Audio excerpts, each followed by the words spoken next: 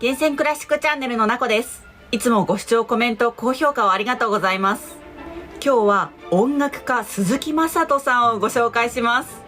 今回実際に対談形式で鈴木雅人さんにインタビューをさせていただきました。この動画ではその様子をお見せしたいと思いますが、その前に少しだけ私から鈴木雅人さんの経歴についてご紹介します。鈴木雅人さんはバッハコレニウムジャパン首席指揮者、読売日本交響楽団指揮者、クリエイティブパートナー、アンサンブルジェネシス音楽監督などを務めていらっしゃる音楽家です。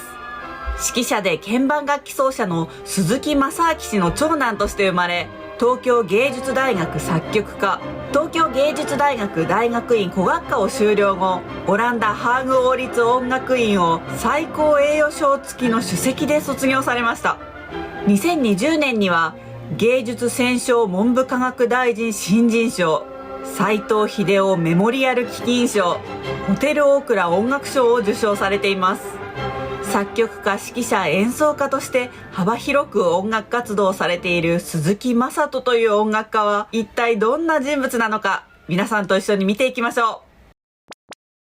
う。本日お話をお伺いしますのが音楽家鈴木雅人さんです。雅人さん、よろしくお願いします。よろしくお願いします。よろしくお願いします。今音楽家鈴木雅人さんとご紹介しましたけど、本当肩書きたくさんあると思うんですが。そうですね、肩書きってそもそも音楽家にあんまり必要ないものかもしれないんですけども、オーケストラの指揮者をする時もあれば作曲家として曲を書くこともありますし、あとは鍵盤楽器で、ピアノだけではなくてチェンバロとかオルガンといった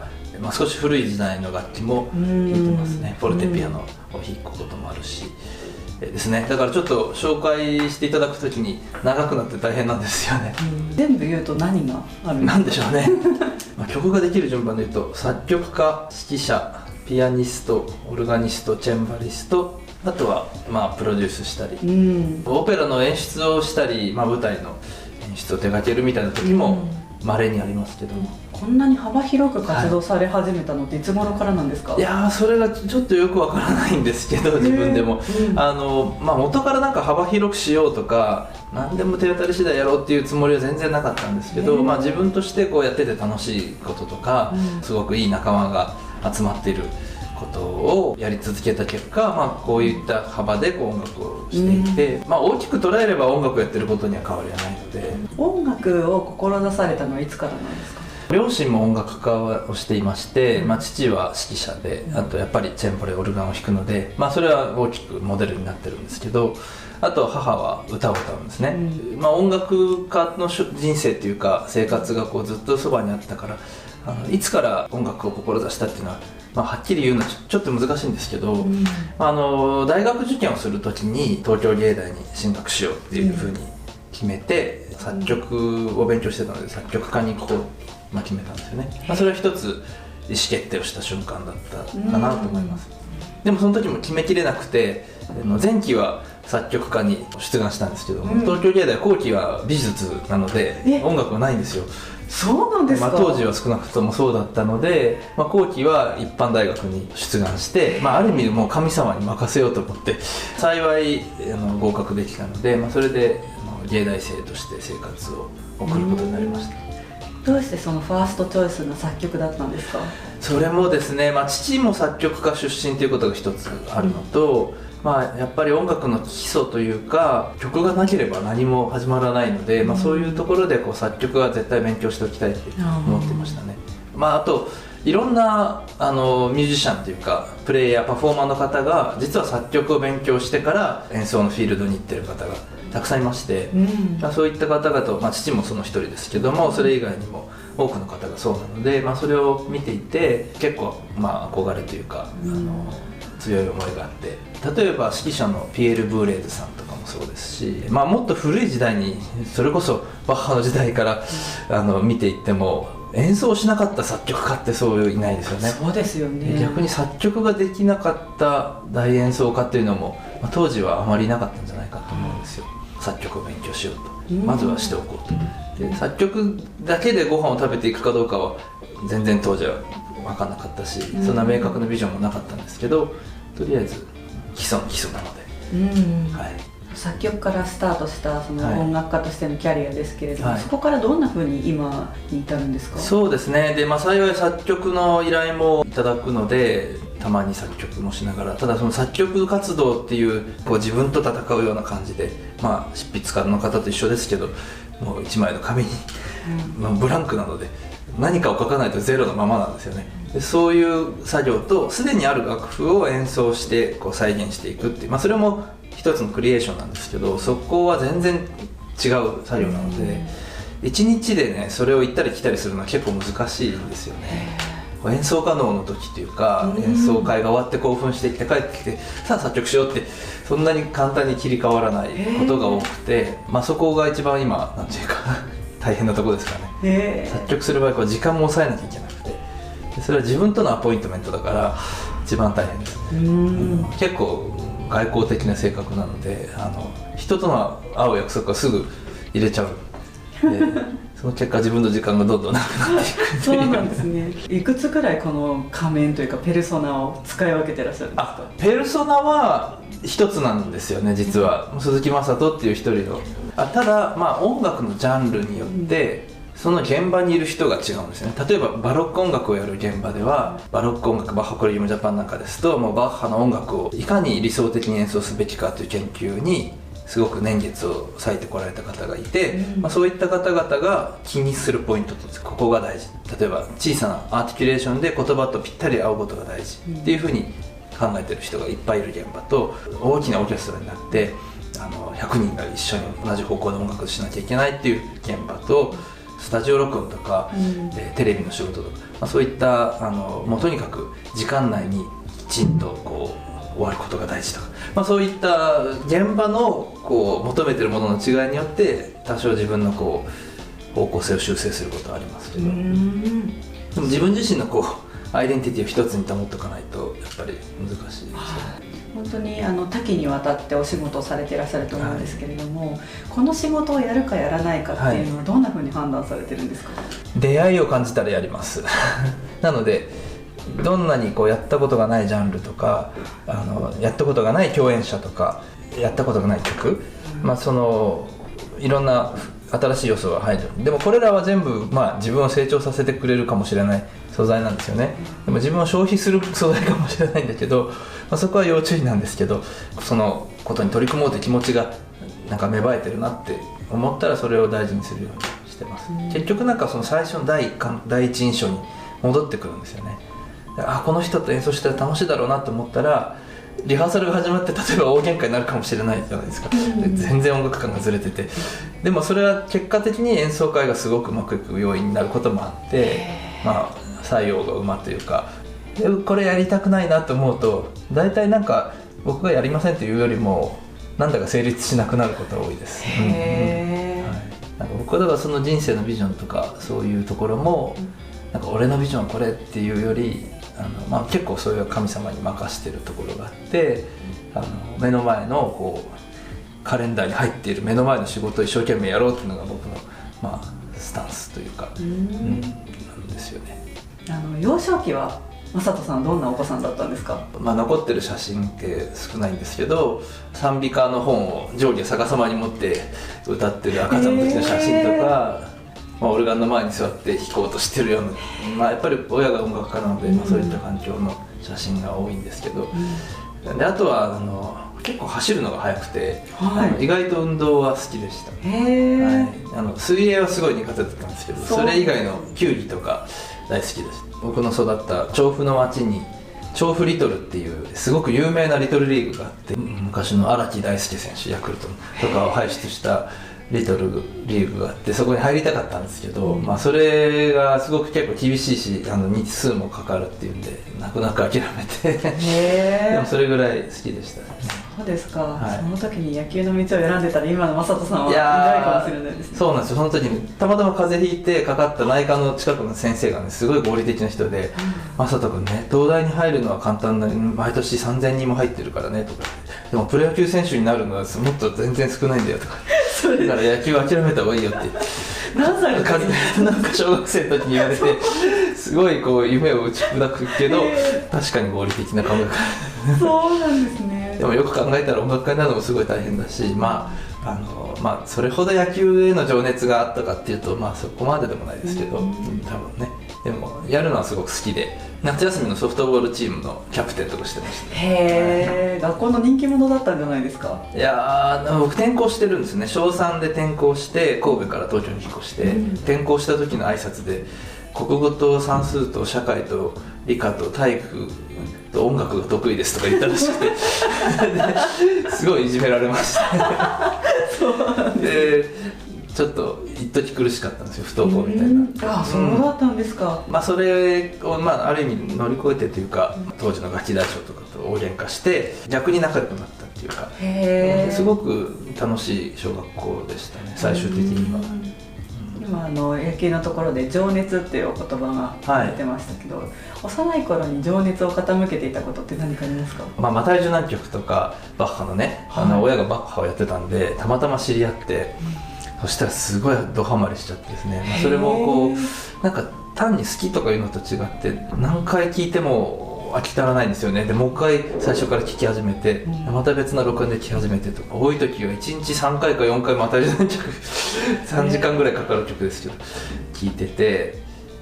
それは一種の情熱だったかもしれないですね。で夏休みの自由研究にやることがなくて、朝顔の観察とかそういう地道なコツコツをやるタイミングを逃して、もうあと3日で終わるっていうんで、じゃあしょうがない、大好きなマタイ受難曲でちょっと論文書こうって言って、6年生の時だったかな、書いたんですけどそれぐらい大好きでしたし、僕ドイツ語を覚えたのもマタイ受難曲が最初だったんですけど、もうなんかあまりにも聞くあまりもう耳にこびりついちゃって、お食事中もマタイ受難曲そうだからもううちの両親も音楽家ですけど、さすがに朝ごはんの時マタイ受難曲勘弁してくれないかなとかって言われてでも本当それぐらい聞いてましたね。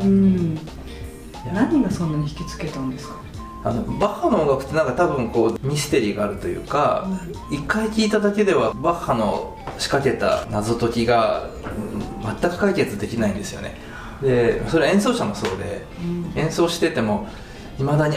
ここはもしかするとこのテーマを持ってきて上下反転したものが2倍の長さで置いてあるのか、そうだったのかみたいなことがたくさん出てくるんですよ。一回弾いてよしっていう達成感のあるヴィルツオーゼックな競争曲っていうのも、そういう曲もバッハにもあるんですけど、そういう曲であっても深い仕掛けがたくさんあって、もう本当彼の頭脳の中に引き込まれる感じっていうか。正人さん、結構研究肌なんですか？いや、そんなこともないんですけど、私の父の方がよっぽど研究肌で、でもそういった姿勢をよく見てたから、研究することが大事っていうか、知りたいと思った気持ちをに蓋しないのは大事かなと思うんですよね。なんでこうなんだろうって思ったことが、あったとして、じゃあなんでマタイ受難曲は補単調で始まって破単調で終わるんだろうとか思うじゃないですか。例えばそう思った時に調べてみる、別にそこに明確な答えはないかもしれないですけど、でマタイ受難曲がようやく落ち着いてくると、今度もう一つの受難曲のヨハネ受難曲っていうのにドハマりして以来人生でマタイ期とヨハネ期が交互に来るんですよ。そうなんですね。今何期ですか？今はヨハネ期かもしれないですね。そうなんですね。去年ちょうどケルンで録音したんですよ。でツアー中にコロナがブワーッとヨーロッパに広がって、もうドイツがどんどんみるみるロックダウンになっていく最中にちょうどケルンの街に滞在してまして、でケルンでコンサートもできなくなって、僕らにとっての初のライブストリーミング無観客配信っていうのをやって、ホールの人がね無観客配信でだからもう結局出演料も出ないわけだけどやりたいって言うから、じゃあそれをやるからその代わりホールを他の期間使わせてほしいって言って、そこでセッション録音しようって、それが CD になって、最近たまに聴いてますけど、あの頃の緊迫感がダイレクトに伝わってくるんですよ、音から。でなんか今は割と少しね、コロナとの向き合い方も分かってきた感じがありますけど、当時のなんか見えない敵と戦ってる緊迫感っていうか、その焦る気持ちがその録音から伝わってくるので、忘れないためにもたまに聴いてます。ストリーミングも今も YouTube に上がってまして、それはそれですごくいい録音でその CD とストリーミングで微妙に違うポイントがあるんですよね。演奏ももちろんセッションテイクだから違うんですけど、ソリストが違っていて、ストリーミングでは別なソプラノの人が歌っているんですよ。なぜかっていうと、もともとのソリストがチェコ人だったんですけど、もういよいよチェコの国境が明日閉まるって決まって、で彼女のアリアの最後のテイクを取って、そのまま電車に飛び乗って、チェコに帰ったんですね。それすごく緊迫感ありましたし、日本人が大半だったんですけど、1日2日遅かったらこう2週間待機が始まるっていう頃だったので、いろんな意味で本当にこう奇跡的な録音だなと思いますね。あれはたくさんいろいろ活動されている中で、はい、正人さんの今メインの活動というとどんなことになるんですか？そうですね、やっぱりメインはバッハ・コレギウム・ジャパンの首席指揮者でバッハの演奏家のグループなんですけど、このバッハ・コレギウム・ジャパンの、創立からちょうど30年以上経ったんですよ。31年目に当たるんですけど、今年で。でやっぱりこういろんな変革期を迎えてると思いますし、それは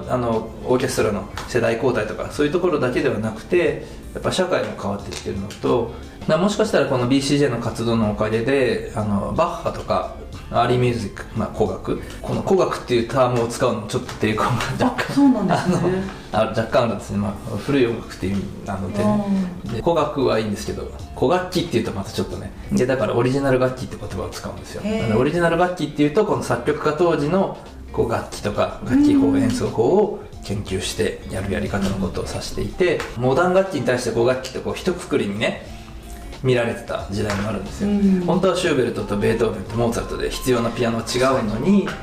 それは古い楽器ねみたいな、そういったこう雑なくくりとも取られるので、ちょっとだから使い方は要注意なんですけど、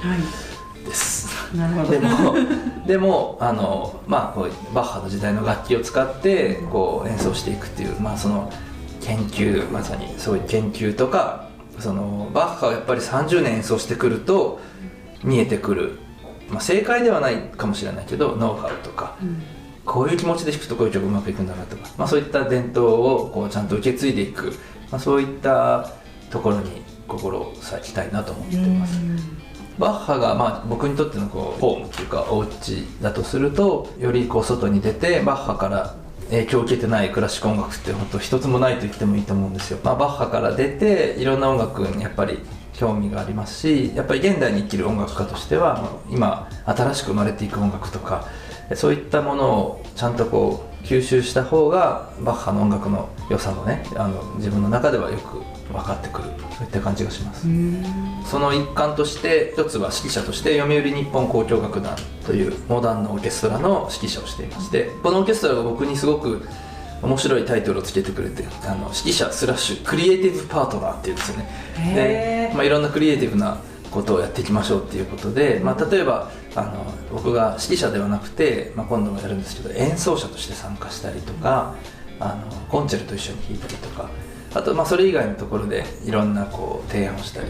新しい曲を作ったり、人数が多いオーケストラになると皆さんの安心感っていうのかな、それがすごく大事なキーワードになってくるんですけど、安心感ばかりを求めるとどうしてもクリエイティブな要素が減っていってしまうというか、で作曲家が書いた曲っていうのはある一定の様式の中で量産した、ビバルディのコンチェルトとか、それでもその中にはいろんな挑戦があると思うんですけど、例えばベートーベンのシンフォニーとか、バッハのいろんな曲もそうですし、作曲家のこうチャレンジが詰まってるわけですよね。非常にクリエイティブなソースなわけですよ、楽譜っていうのは。なので、そこをつないでいくっていうのは僕にとってのこうすごくビジョンというか、僕の音楽観なので、そこのクリエイティブパートナーっていう肩書きは大変気に入ってるんですけど。そうですか。すごい長いんで、団員の方からもちょっと長いねとか、じゃあクリパでいいとか言ってクリパって言われてますけど、読響の指揮者としての活動は僕にとってはすごく楽しいし、素晴らしいオーケストラなので、いろんなレパートリーをこうそこで開拓することもできて、新しい作品を作っていったりとか、あと20世紀や21世紀の今まで、初演はされてるけれどもあまりその後再演されてないような作品っていうのをこう開拓していくっていうのも僕の中で一つのゴールで、これはやっぱり不思議なんですけど、楽譜は同じなのに再演することで楽譜が成長するというか、実際パート譜に書き込みをね増やしたり指使いがいいのが分かったりとか、そういうことで実際に成長する面もありますし、こういろんな人が演奏することで曲って伸びていくんですよね。だから名曲が名曲たるゆえんっていうのはそこにもあると思うんです。だから繰り返し1000回演奏したら何かいい曲に化けるはずなんですよね。本当に有意義な活動をさせてもらえていて、とても感謝しています。曲が伸びるという点ではそれこそバッハコレニウムジャパンでやられていることもそこに通ずるところもありそうですね。そうなんですよね。ですからもちろんバッハの中でも有名な作品をたくさん演奏したら、お客さんも入りやすいとかいろいろいいこともあるんですけど、そうではないバッハが本当に活動の中心に据えていた教会カンタータっていうジャンルがありまして、教会の礼拝のために作った音楽ですからおそらくこの演奏のためには拍手もないわけです。もうこれ神様のための音楽なんで、なんか聴衆の喝采とかそういったものが目的にすらなってないんですけれども、そういう音楽を演奏することでやっぱり自分の中ですごく深まるものもありますし、それだけバッハの作曲がね、内容が深いんですけどね。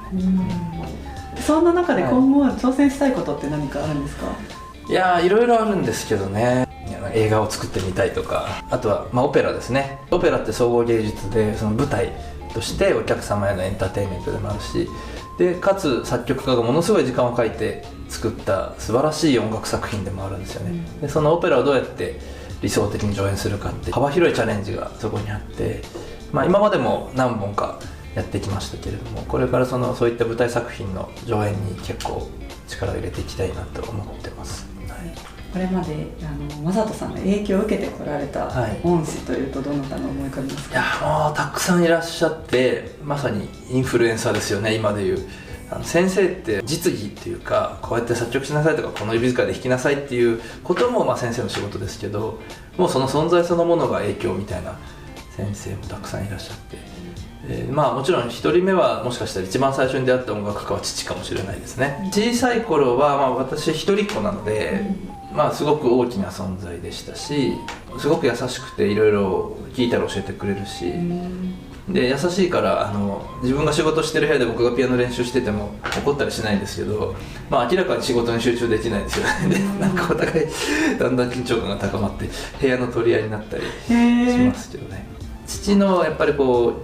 針だったのかもしれないですけど、子供に音楽を全然強要しないというか、音楽家になりなさいとか練習しなさいとか、たまには言ったかもしれないけど、そういう押し付けが全然なかったので、すごくそれはありがたかったですし、父がいろいろ影響を常に与え続けてくれていて、今の僕があると思うし、芸大に入るまで作曲を教えてくださった長富正幸先生っていう方がいらっしゃって、彼はパリに留学してた素晴らしい作曲家で教育者なんですね。でもう彼は家にそれこそ何時間でもいてよくて、もう難しい和声の課題が終わるまでもう僕朝10時から昼の2時ぐらいまで先生の家で課題書いてたこともあったり、もう本当に優しい方で、彼が家に招き入れて思春期のティーネイジャーの僕をずっと根気よく指導してくださったのが、本当に今の僕の基礎を作ってると思います。で長富先生は入学した時に退官されたので、それで小高敦忠先生に習うことになりまして、また小高先生も本当に優しい方で、全然作曲していかなくても優しく、じゃあお茶でも飲もうか、ちょうどコーヒー飲みたかったんだよねとかっていう温かい先生でしたし、でも結構好き嫌いはっきりしてて、演奏会に行ってとか言ってあれ言ったのよくなかったでしょとかって言われて、そういうねちょっっとユーモラスな面もあったりして、先日亡くなられたんですよ。なんか今でもこう生きてて、葉山のお家からニコニコなんか電話してくれてる絵が目に浮かぶんですけど、で小高先生はなんと私の父も作曲家で和声かな習ったっていう親子でお世話になったんです。あとオランダでこうオルガンの即興演奏を教えてくださったヨス・ファンデル・コーイ先生、即興演奏の達人で、お腹が出てるんですよね。だからもう座るとね、お腹がオルガンの第一鍵盤に引っかかってこう音が出ちゃいそうな感じなんですけどでもそこでこう彼がね悠然と弾く音はすごくいい音で、オランダの大きな教会のもう残響も何秒もある教会のパイプがこう美しくなるにはあのぐらいのこうおおらかさがいるんだなって、そういうのを教えてくれた人ですね。小さい頃、小学生の頃は青島博先生に習っていて、青島先生はそれこそ作曲家であり演奏家でありっていう方なので、めちゃくちゃお忙しくて、リハーサルと本番の間にご自宅に戻ってきて30分僕のレッスンをして、それからまた舞台に行くみたいな、もう本番衣装で帰ってきて、それもすごい結構奇抜な衣装で帰ってきていきなりレッスンをしたりとか、他にもピアノの木村徹先生とか加藤智子先生とかもう多数お世話になりました。今正人さんが大事にされていること、音楽家として大切にされていることは何ですか？音楽家としてもそうですし、プロデューサーとしても調布国際音楽祭っていう音楽祭を手掛けてるんですけど、ネクストジェネレーションっていうんですかね、こう次の世代にこうつないでいく、つなぐっていうのはこう教えるっていうだけじゃなくて、こう場を作るっていうか、若い人たちが集まってこういろいろワイワイガヤガヤ音楽について語ったりできる、そういった場を作りたいなと思ってやってます、でその音楽祭のフェスティバルオーケストラっていうのはすごい未知数なんですよ。誰が参加するかも最初は未知数だし、その応募してくるのでどんな演奏になるかももう毎年変化するんですけど、で最後にめちゃくちゃ高揚感があるっていうのがいつものことで、やっぱりこう若いエネルギーってこうぶつかってちょっと余るんですよね。だからやりすぎるところがあると思うんだけど、それがすごくスパークにつながってるのかなと思うんですよ。だから熟練の技も大事だし、そういった先輩方からその場で学びつつ、でも若い力を存分に出して怒られない場所っていうのも、音楽家ってだいぶこうホワイト化してきましたけど、やっぱり音楽一緒に合わせるっていうのはね、結構ね怖い現場なんですよね。ただほわほわ優しい現場になるだけでも良くないと思うんですけど、ただその若い人にとってこう萎縮するばかりでも良くないので、そういうつないでいくのはとても大事だと思ってます。先ほどから正人さんはつなぐっていう言葉をよく使ってらっしゃいますね。そうかも、